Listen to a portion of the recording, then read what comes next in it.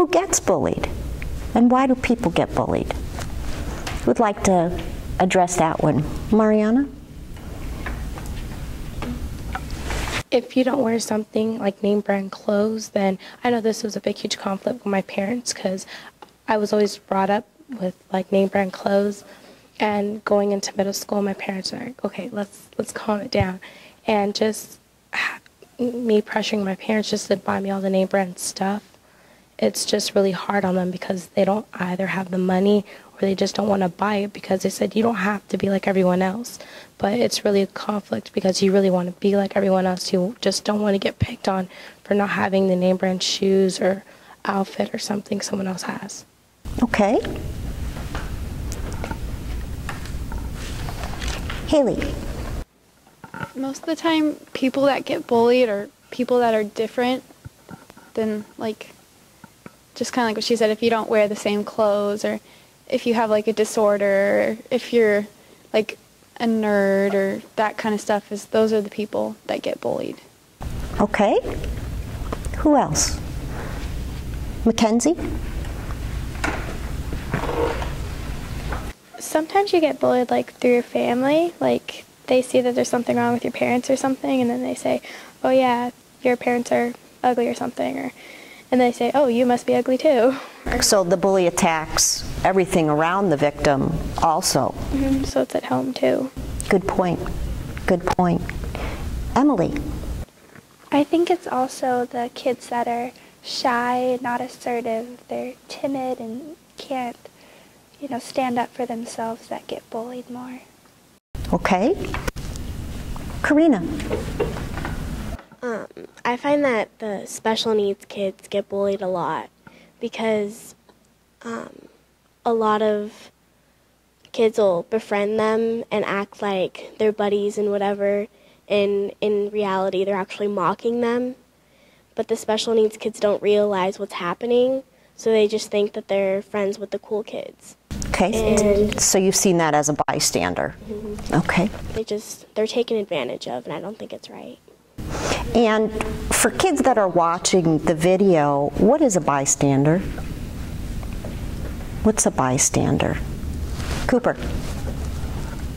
A bystander is usually a person who just stands there, basically stands by the where people are getting bullied, doesn't really do anything, just stands there, let the bully the victim.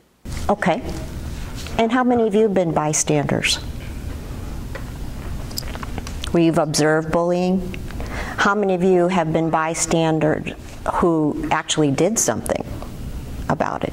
Okay, so bystanders can just sit there and watch what's going on and do nothing, or there are bystanders that take action. Is that correct?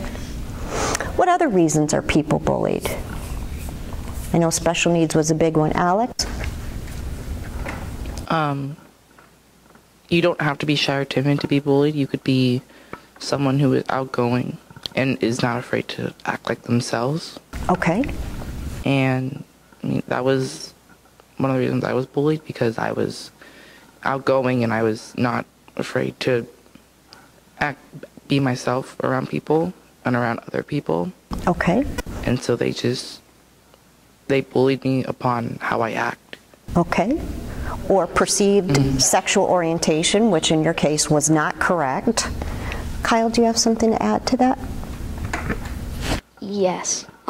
Sometimes people are bullied because of their race, like maybe if they have black skin instead of white skin, and the majority of the school is white and so everybody will all the kids with the same skin color will kind of attack on the other kids. Okay. Cooper, can you tell us a little bit about your experience with joining chorus? People usually make fun of me because I'm in chorus and also the Glee Club, because mainly girls like to be in those kind of activities, but it's not only for girls. People call me gay or stupid just because I'm in those activities that mainly girls like. Okay, but not saying that there are very famous male singers who aren't gay, and an activity that both males and females can enjoy at our schools. but making people feel bad about that. Anyone else have examples of who gets bullied? Mariana.